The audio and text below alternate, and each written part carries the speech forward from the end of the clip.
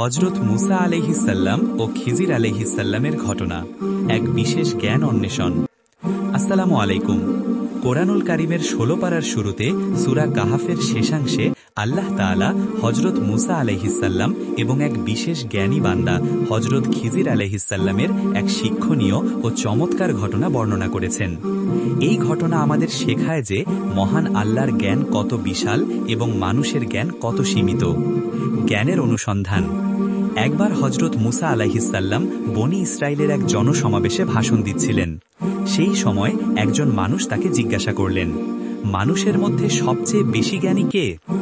নিজের জানা মতে মুসা আলাইহিসসালাম ছিলেন আল্লাহর দেয়া জ্ঞানপ্রাপ্ত নবী, তাই তিনি উত্তর দিলেন, আমিই সবার চেয়ে বেশি জ্ঞানী। মুসা আলাইহিসসালামের এই উত্তর মহান আল্লাহর পছন্দ হল না। আল্লাহর কাছে আদব বা বিনয় হল যে কোনো জ্ঞানের প্রশ্নে বিষয়টি তার ওপর ছেড়ে দেওয়া, অর্থাৎ মুসা আলাইহিসসালামের বলা উচিত ছিল, আল্লাহ তাআলাই ভালো জানেন কে অধিক জ্ঞানী। এই ঘটনার প্রেক্ষিতে আল্লাহ তাআলা মুসা আলাইহিসসালামের কাছে ওহী নাজিল করলেন যে, দুই সমুদ্রের সঙ্গম স্থলে অবস্থানকারী আমার এক বান্দা আপনার চেয়েও বেশি জ্ঞানী।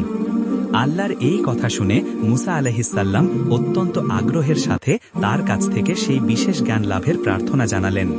তিনি আল্লাহকে বললেন, হে আল্লাহ, আমাকে তার ঠিকানা বলে দিন।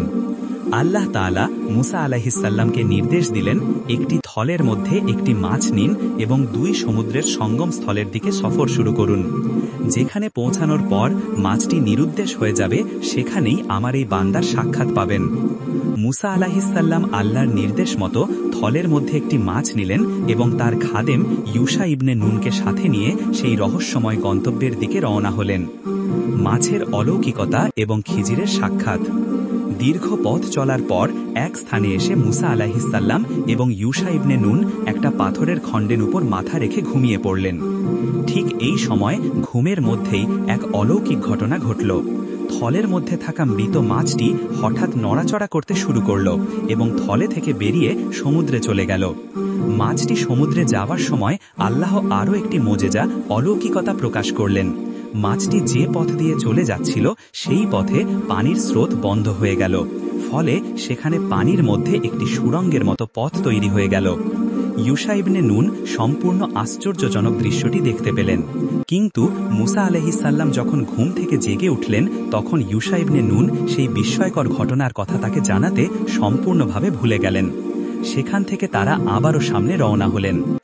সম্পূর্ণ একদিন এক রাত সফর করার পর পরদিন সকালে মুসা আলাইহিসসালাম ক্লান্ত হয়ে খাদেমকে বললেন, আমাদের নাশতা আনো, যথেষ্ট ক্লান্ত হয়ে পড়েছি।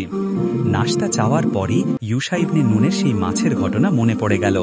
তিনি তার ভুলে যাওয়ার জন্য ওজর পেশ করে বললেন যে শয়তান তাকে ভুলিয়ে দিয়েছিল। অতঃপর বললেন যে মৃত মাছটি অলৌকিকভাবে জীবিত হয়ে সমুদ্রে চলে গেছে।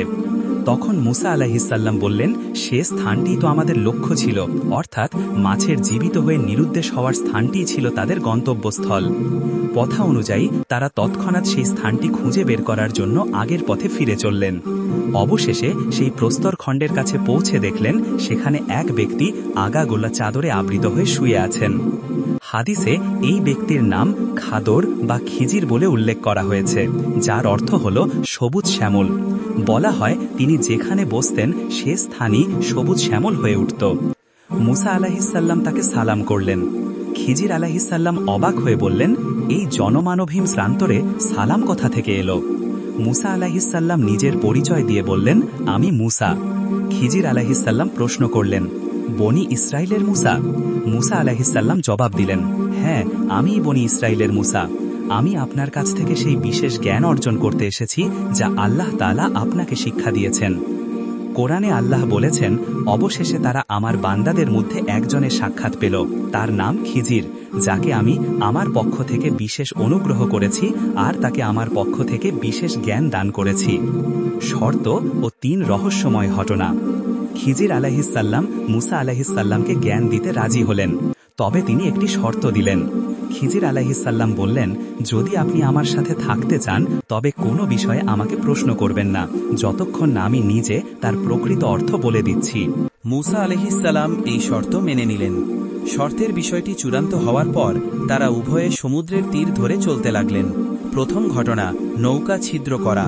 চলতে চলতে ঘটনাক্রমে একটি নৌকা এসে গেল। মাঝিরা খিজির আলাইহিসসালামকে চিনতেন, তাই তারা পারিশ্রমিক ছাড়াই সম্মানের সাথে তাদের দুজনকে নৌকায় তুলে নিলেন। কিন্তু নৌকায় চড়েই খিজির আলাইহিসসালাম একটি কুড়ালের সাহায্যে নৌকার একটি তক্তা তুলে ফেললেন, অর্থাৎ নৌকাটি ছিদ্র করে দিলেন। মুসা আলাইহিসসালাম এ দৃশ্য দেখে স্থির থাকতে পারলেন না। তিনি সঙ্গে সঙ্গে আপত্তি করে বললেন, তারা কোনো পারিশ্রমিক ছাড়াই আমাদেরকে নৌকায় তুলে নিয়েছে, আপনি কি এরই প্রতিদানে তাদের নৌকা ভেঙে দিলেন যাতে সবাই ডুবে যায়? আপনি অতি মন্দ কাজ করলেন। খিজির আলাইহিসসালাম শান্তভাবে মুসা আলাইহিসসালামকে তার শর্তের কথা মনে করিয়ে দিলেন। তিনি বললেন, আমি আগেই বলেছিলাম আপনি ধৈর্য ধরতে পারবেন না। মুসা আলাইহিসসালাম তার ভুলের জন্য ক্ষমা চাইলেন এবং বললেন, আমি ওয়াদার কথা ভুলে গিয়েছিলাম, আমার প্রতি রুষ্ট হবেন না। এরপর তারা উভয়ে চলতে লাগলেন। ইতোমধ্যে একটি কালো চড়ুই পাখি এসে নৌকার এক প্রান্তে বসল এবং সাগর থেকে এক চঞ্চু পানি তুলে নিল। সেই দিকে ইঙ্গিত করে খিজির আলাইহিসসালাম মুসা আলাইহিসসালামকে বললেন, আমার, আপনার এবং সমস্ত সৃষ্টিজগতের জ্ঞান মিলিতভাবে আল্লাহর জ্ঞানের মোকাবেলায় সাগরের বুক থেকে পাখির চঞ্চুতে ওঠানো এক ফোঁটা পানির সমতুল্য। এই কথাটি ছিল মানব জ্ঞানের সীমাবদ্ধতার এক অসাধারণ শিক্ষা। দ্বিতীয় ঘটনা, বালক হত্যা। অতঃপর তারা নৌকা থেকে নেমে সমুদ্রের তীর ধরে চলতে লাগলেন। কিছুক্ষণ পর খিজির আলাইহিসসালাম একটি বালককে অন্যান্য বালকের সাথে খেলা করতে দেখলেন। মুসা আলাইহিসসালামকে স্তম্ভিত করে দিয়ে খিজির আলাইহিসসালাম নিজ হাতে সেই নিষ্পাপ বালকটির মাথা তার দেহ থেকে বিচ্ছিন্ন করে দিলেন। বালকটি মারা গেল। মুসা আলাইহিসসালামের কাছে এটি ছিল আগের ঘটনার চেয়েও গুরুতর। তিনি তীব্র আপত্তি করে বললেন, আপনি একটি নিষ্পাপ শিশুকে বিনা অপরাধে হত্যা করেছেন, এ যে বিরাট গুনাহের কাজ করলেন। খিজির আলাইহিসসালাম পুনরায় একই কথা বললেন, আমি তো আগেই বলেছিলাম আপনি ধৈর্য ধরতে পারবেন না। মুসা আলাইহিসসালাম এবার বুঝতে পারলেন যে তার আপত্তি শর্তের খেলাফ হচ্ছে, তাই তিনি বললেন, এরপর যদি কোনো প্রশ্ন করি তবে আপনি আমাকে পৃথক করে দেবেন, আমার ওজোর আপত্তি চূড়ান্ত হয়ে গেছে। এই বলে তিনি নিজের ওপর একটি চূড়ান্ত শর্ত আরোপ করলেন। তৃতীয় ঘটনা, প্রাচীর সোজা করা। অতঃপর তারা আবার চলতে লাগলেন। এক গ্রামের ওপর দিয়ে যাওয়ার সময় তারা গ্রামবাসীদের কাছে খাবার চাইলেন, কিন্তু গ্রামবাসীরা তাদের খাবার দিতে অস্বীকার করল, আতিথেয়তা দেখালো না। হঠাৎ খিজির আলাইহিসসালাম এই গ্রামের একটি প্রাচীরকে দেখলেন পড়ে যাওয়ার মতো অবস্থায়। তিনি মুসা আলাইহিসসালামের সামনে নিজ হাতে প্রাচীরটি সোজা করে দিলেন, যা ছিল গ্রামের মানুষের প্রতি এক বিশাল কাজ। মুসা বিস্মিত হয়ে বললেন, আমরা তাদের কাছে খাবার চাইলে তারা দিতে অস্বীকার করল, অর্থাৎ আমাদের আতিথেয়তা করল না, অথচ আপনি তাদের এত বড় কাজ করে দিলেন, ইচ্ছা করলে এর পারিশ্রমিক তাদের কাছ থেকে আদায় করতে পারতেন। মুসা আলাইহিসসালামের এই তৃতীয় আপত্তি ছিল শেষ সীমা। খিজির আলাইহিসসালাম তখন বললেন, এটাই আমার ও আপনার মধ্যে বিচ্ছেদের সময়। এই বলে তিনি তাদের মধ্যকার শর্ত পূর্ণ হবার ঘোষণা দিলেন।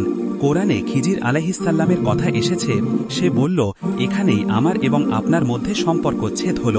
যে বিষয়ে আপনি ধৈর্য ধারণ করতে পারেননি, অচিরেই আমি সেগুলোর তাৎপর্য ব্যাখ্যা করছি। রাসূলুল্লাহ সাল্লাল্লাহু আলাইহি ওয়াসাল্লাম এই ঘটনা বর্ণনা করে বলেছেন, মুসা আলাইহিসসালাম যদি আরও কিছুক্ষণ ধৈর্য ধরতেন তবে আরও কিছু জানা যেত। ঘটনার রহস্য উন্মোচন। বিচ্ছেদের আগে খিজির আলাইহিসসালাম এক একে সেই তিনটি রহস্যময় ঘটনার প্রকৃত কারণ মুসা আলাইহিসসালামের কাছে বর্ণনা করলেন। 1.